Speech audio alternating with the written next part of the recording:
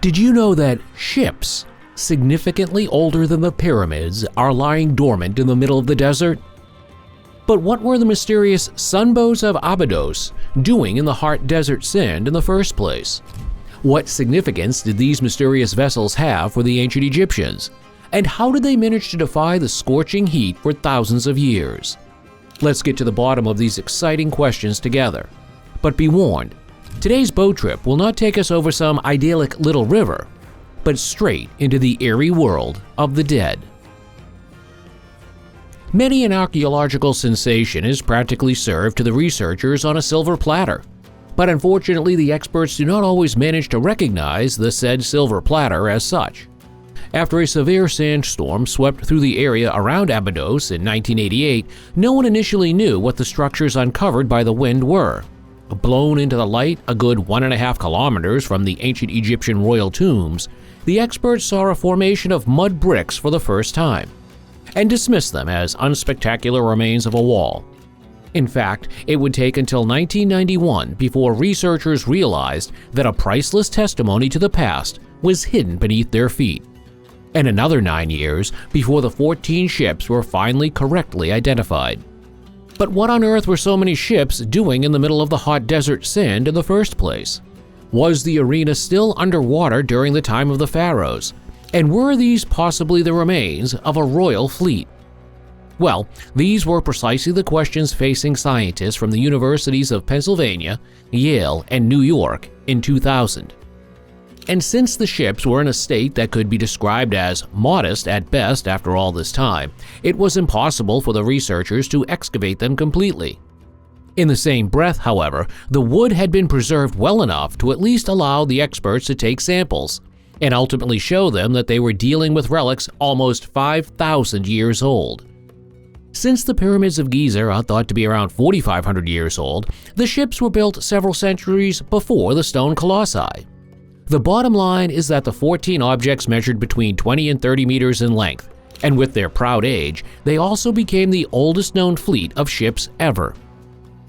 And yet, the environment in which they were stranded clearly showed that these were by no means classic ships. The true significance of the sunboats of Abydos. Well, however, the experts only became aware of this fact afterwards. At first, they actually believed the ships had once anchored on the banks of the Nile. However, this idea was dismissed after modern studies had shown that this theory is simply not compatible with the actual course of the Nile. Furthermore, the ships would not have been found in such a systematic and parallel arrangement as they ultimately were. Consequently, another explanation for the mysterious find had to be found, and the experts finally came to the conclusion that the ships were nothing more than burial sites. Each ship tomb had its own boundary wall, which was also suitably shaped like a ship and whose surface was plastered with clay and lime. Furthermore, each ship of the dead was equipped with small boulders as anchors, and the inner walls of the chambers were adorned with more than 120 ship drawings. But what was the meaning behind all of it? It is common knowledge that the ancient Egyptians buried their dead in imposing pyramids or massive necropolises, but why on earth did they decide to make ship graves around 2740 BC? Was this mysterious site really intended for burials, or did it in fact serve a completely different purpose? Well, amazingly, we could have found the answers to these profound questions much earlier, because, strictly speaking, archaeologists have known about the existence of the hidden chambers for almost 100 years. According to this, the British archaeologist Arthur Weigel had already come across the confusing structure west of the Nile at the turn of the century. Together with his team, he was able to catch a glimpse of the interior walls of the site, but a roof collapse later, further exploration of the site had to be abandoned, and it was gradually forgotten. After this discovery, however, the ships were classified as so-called sunboats. In principle, boats were an important means of transportation in ancient Egypt, and not only for people, but also for the gods. The inhabitants of the Old Kingdom actually believed that the sun god Ra traveled across the sky in a boat during the day before crossing the waters of the underworld at night. And since all the solar barks of the Abydos point in the direction of the Nile, Researchers assume that they were royal ships designed to enable the pharaohs to travel through to the afterlife. What is known about the background of the solar barks? What the practical implementation of otherworldly shipping looked like is another matter altogether. After all, each solar barge offers space for up to 30 rowers. And even leaving aside the eerie realm of the dead, we are dealing here with fully functional ships. However, there is still scientific disagreement as to whether they actually set sail. What is undisputed, however, is the extraordinary significance of this discovery. Although the solar barks near the Pyramid of Cheops had already been tracked down in 1954, the solar barks of Abydos were not only significantly older, but were also made of a different material. In this case, the shipbuilder used tamarisk instead of Lebanese cedar. And while we tend to view wood as a purely practical material that is available in abundance in this day and age, things were a little different in ancient Egypt. In fact, wood was considered a rare and valuable resource at the time, and only a powerful pharaoh could afford the extravagant luxury of a full fleet for the afterlife. Furthermore, the design of the ships also reveals how ingeniously the ancient Egyptians proceeded at the time. Among other things, they used sophisticated plug-in systems to join the individual parts together. In detail, the ancient Lego ship was based on tenons and mortises, and it was ultimately to develop into one of the most important features in Mediterranean and Egyptian shipbuilding. No wonder, because it was possible in this way to disassemble the Egyptian boats used in trade for transport into all their individual parts and to reassemble them at their destination. However, despite all practical considerations, the visual appearance was not neglected either, as shown by the pigment residues identified on the solar barks of Abydos. According to this, the ships were by no means presented in a plain wooden look, but in bright shades of white and yellow.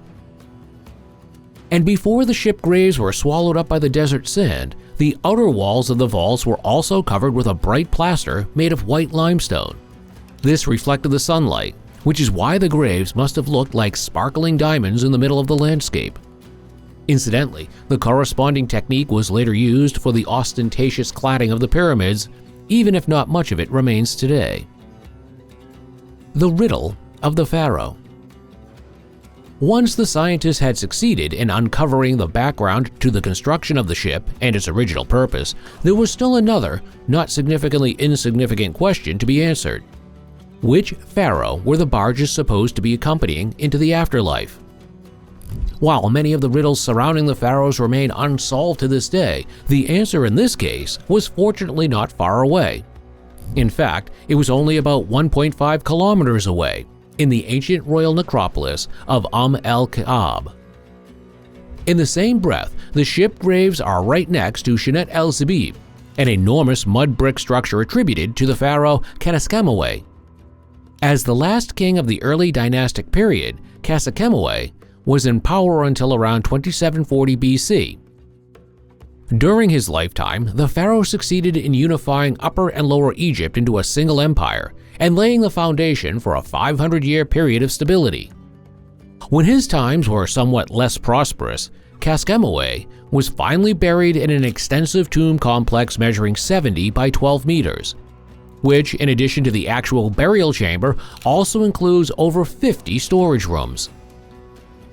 With regard to the ship graves, it can be assumed that the body of Kaskemaway was brought down the Nile to Abydos in a large procession.